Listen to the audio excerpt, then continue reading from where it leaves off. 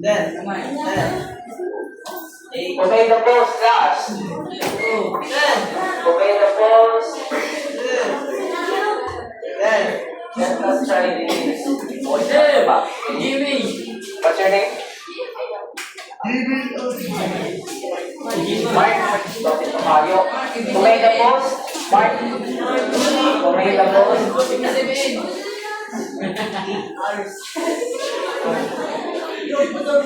The date, we're not going to do that.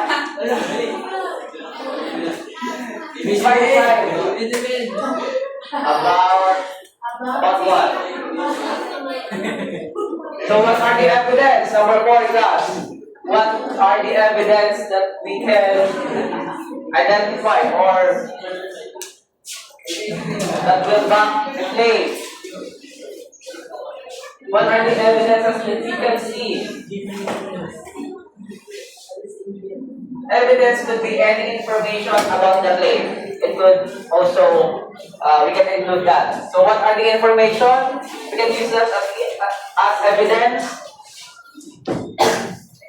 What are the informations about the claim class?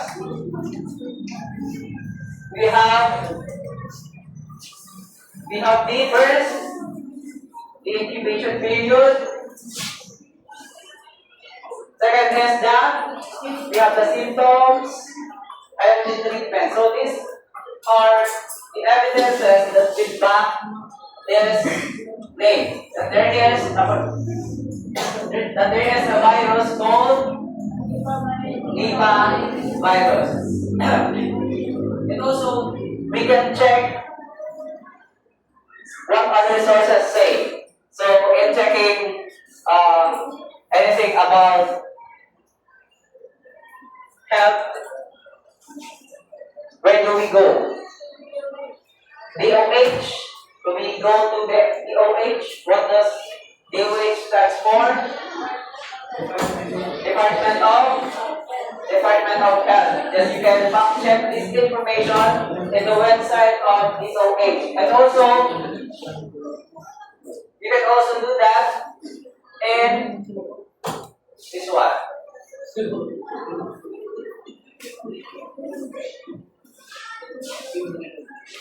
WHO stands for World Health Organization. Alright, so you can also fact check the information in the website of WHO and World Health Organization. So the source is who? The source for this post is who? It's the World Health Organization. So, would you believe this post class? Why? Why? Why are you going to believe this post?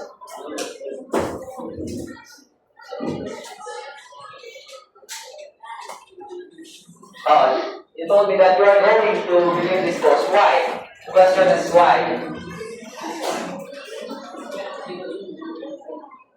Is the post believable? Can you tell me why? No? Can you tell me why, class? Why this post is believable? Why this post is reliable? Because they have the claim. The source is the source reliable? Yes. They have evidence, and if we are going to fact check the information in DOH and WHO, they will show us the same information. So to conclude, the post about Nipah virus by GMA News is true or not? It's true. Okay, so are you following us? Yes. Alright, again.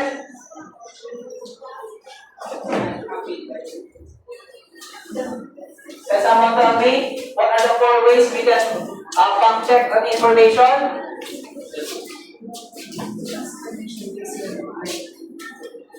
What are the 4 ways we can on how we can fact check an information?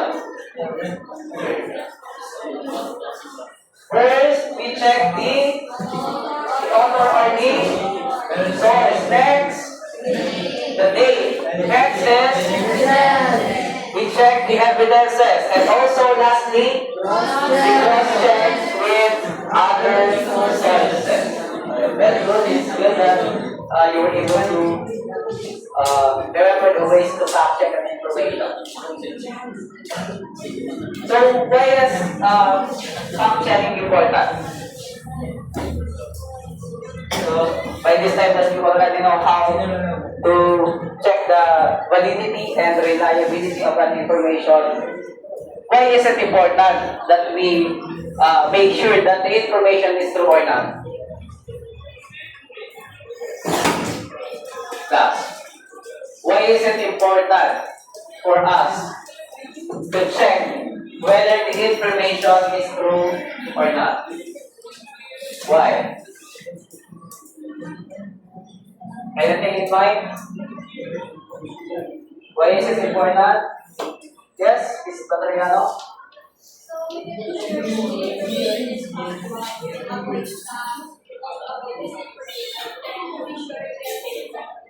Okay, good. So, when checking if the information is true or not, we can avoid scams. This is very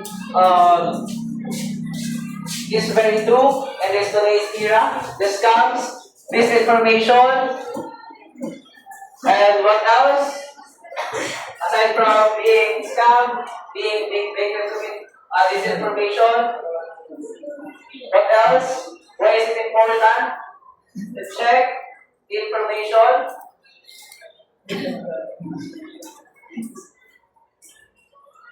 So that very first question, class. So aside from being important, let me just ask you this: how can we apply? Did you learn something today? Yeah, did you learn something today? So how can we apply your learning today in your daily life?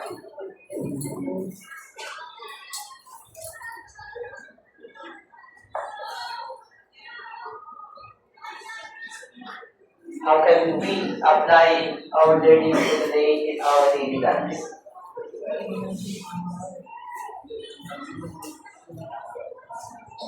I believe we are all social media users.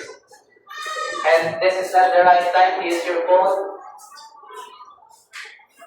This is not the right time to use also social media apps.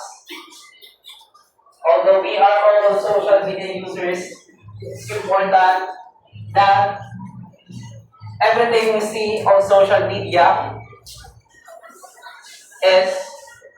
should not what? Are we going to believe everything we see on social media? So how can we apply? That's the question. How can we apply?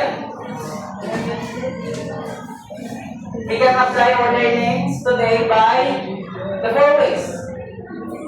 First, we check the source. Second, the date. Third, evidence. And the last thing is by cross-checking with other sources. So, that ends our discussions for today. I hope you learned something. Did you learn something? Yeah. With that, get 1 point sheet of paper. You will have an activity. This is just a 5-minute activity class. 1 point, master class. You don't have all day. 1 point, 1 point.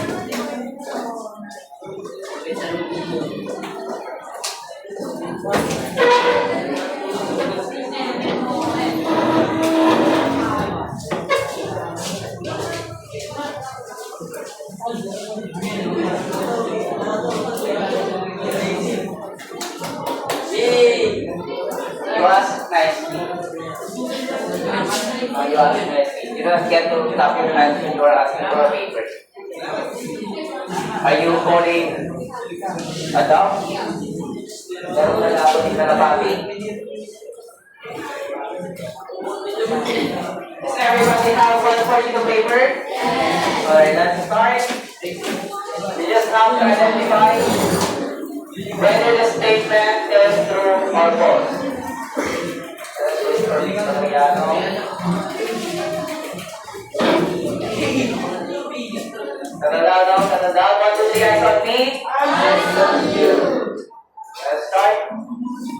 let me know and we can see it on the back. Or would you like to zoom?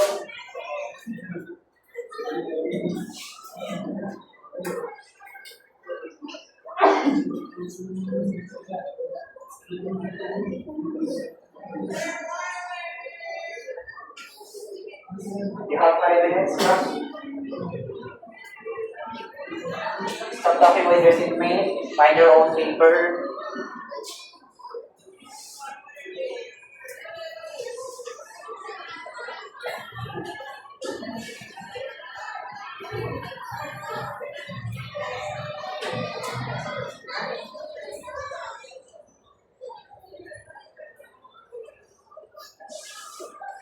Are you done?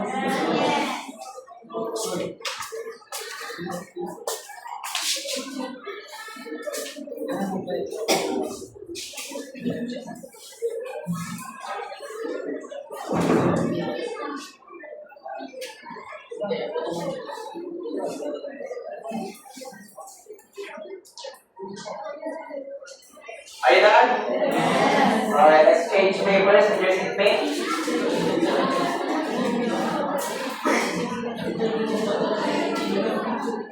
Let's change papers with your seatmate.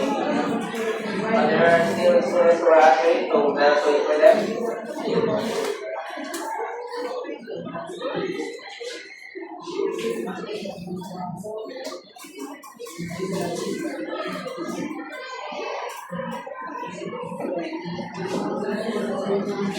Change papers with your seatmate now.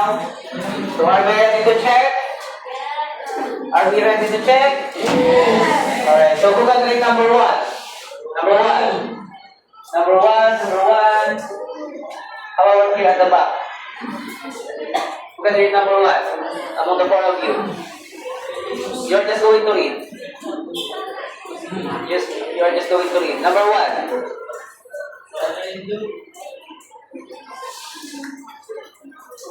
Yes, what's your name? What's your name?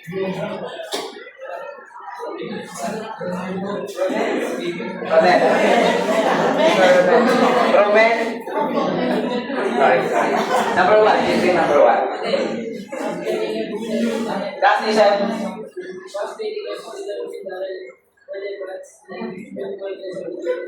Is it true or false? This is true. This is true. Alright, check. You are saying true. Number 2. You would like to read? Yes.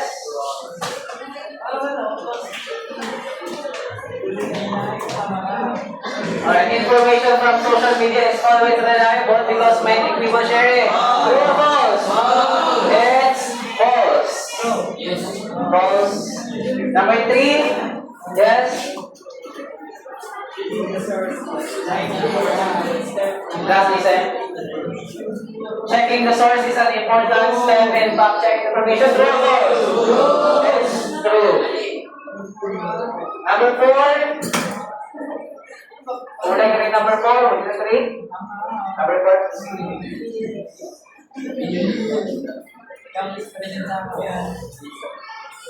Opinions and facts are the same as them as they sound convincing. True or false? This is false. So they are not the same. In anything, they are not the same. Opinions are not the same with facts. And lastly, who would like to read? Lastly, other hands. Yes, what's your name?